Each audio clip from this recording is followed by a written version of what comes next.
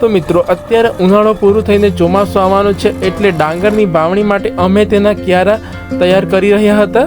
તેનો આ વિડીયો છે, તમે જરૂરથી જોજો. તો હેલો મિત્રો, કેમ છો? ફરીથી મારા એક નવા વિડીયોમાં તમારું સ્વાગત છે. અને અત્યારે હું જઈ રહ્યો છું અમારા ખેતરમાં, જ્યાં અમારી ખેતરની જે મોટર છે એ ખરાબ થઈ ગઈ છે, તો હું ત્યાં જઈ રહ્યો છું. અને આ જો કાલે રાતના વરસાદ આવેલો હતો તો કેવું વાતાવરણ છે તમે જોઈ શકો છો. અહીંયાની હાલત કેવી છે તે અત્યારે. આ જો અમારા ખેતર તરફ જવાના રસ્તા કેવા છે તે તમને બતાવું. એકલા પણ કોઈ વાર જવાની બીક લાગે એવા આ રસ્તા છે.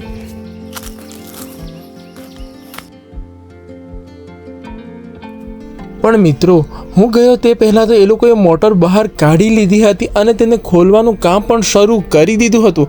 અને થોડી જ વારમાં જોતામાં મોટરને ખોલી પણ કાઢી હતી એ લોકોએ.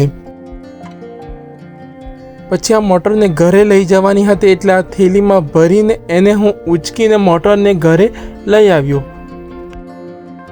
અને પછી હું આવી ગયો ખેતરમાં, કારણ કે અમારે ખેડાવાનું હતું અમારું આ ખેતર, તેના માટે હું આવી ગયો ખેતરમાં.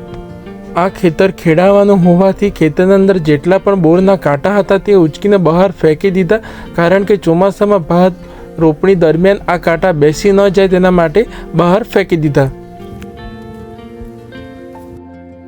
તો મિત્રો, હું પછી ઘરે આવીને વાંસ લેવા માટે નીકળી ગયો. અને હું ત્યાં પહોંચ્યો ત્યારે તો પપ્પાએ થોડા વાંસના ટુકડા કાપી રાખ્યા હતા.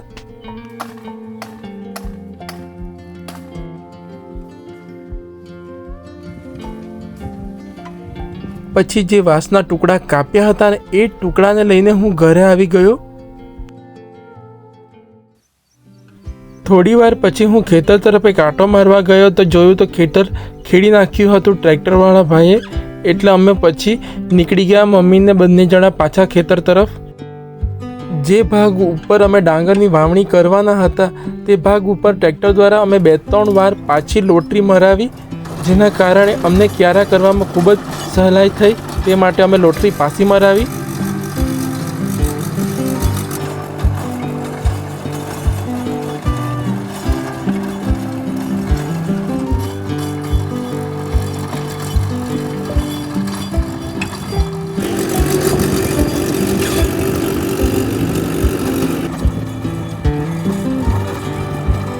પછી થોડી જ વારમાં માટી નાની કરી નાખીએ એટલે ક્યારા કરવામાં ખૂબ જ સહેલાઈ થશે અને ક્યારા કરવાનું કામ પણ થોડું જલ્દી થશે.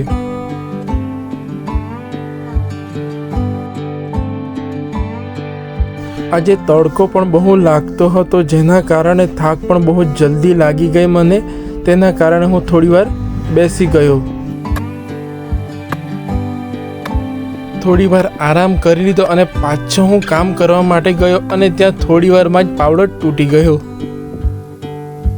થોડી વારમાં જ હું પાવડો સરખો કરીને પાછો કામ કરવા માટે નીકળી ગયો, કારણ કે હવે મારે કામ થોડું ઝડપથી કરવાનું હતું, કારણ કે સૂરજનો આથમવાનો ટાઈમ પણ થઈ ગયો હતો. તેના કારણે હું કામ થોડી ઝડપી કરવા લાગ્યો હતો અને હવે તડકો પણ નથી લાગતો હતો એટલે કામ પણ થોડું ઝડપી થતું હતું મારું.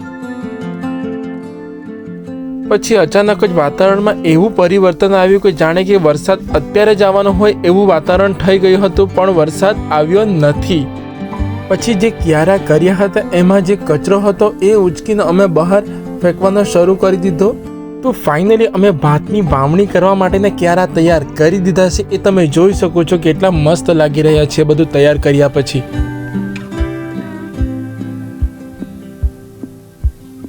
જો મિત્રો, આજનો બ્લોગ હતો અહીંયા સુધી. જો વિડીયો તમને ગમ્યો હોય તો વિડીયોને લાઈક કરજો અને ચેનલને સબસ્ક્રાઈબ કરજો. મળીએ આવતા બ્લોગમાં.